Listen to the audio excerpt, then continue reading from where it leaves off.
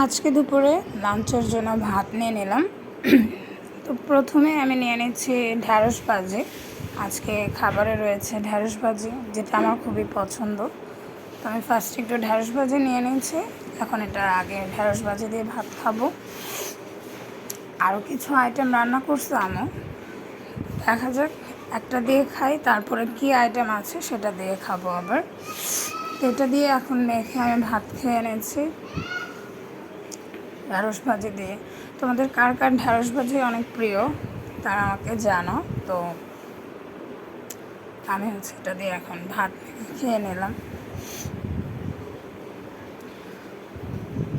তারপর দেখলাম আরও একটা তরকারি রান্না করা হয়েছে, তো আমার এখন খাওয়া শেষ।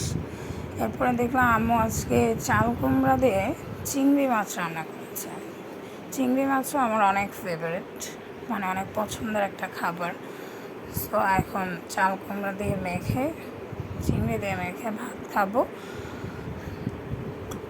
আজকে চাল কুমড়োটা বেশ ভালো হয়েছে, একদম সিদ্ধ হয়ে গেছে। সো দেখতেই পাচ্ছ তরকারির কালারটা দেখে বোঝা যাচ্ছে যে তরকারিটা বেশ মজা হবে।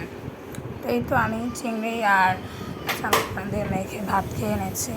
আমাদের আজকের কার কার লাঞ্চের মেনু কী কী ছিল আমাকে কমেন্ট করে জানাও।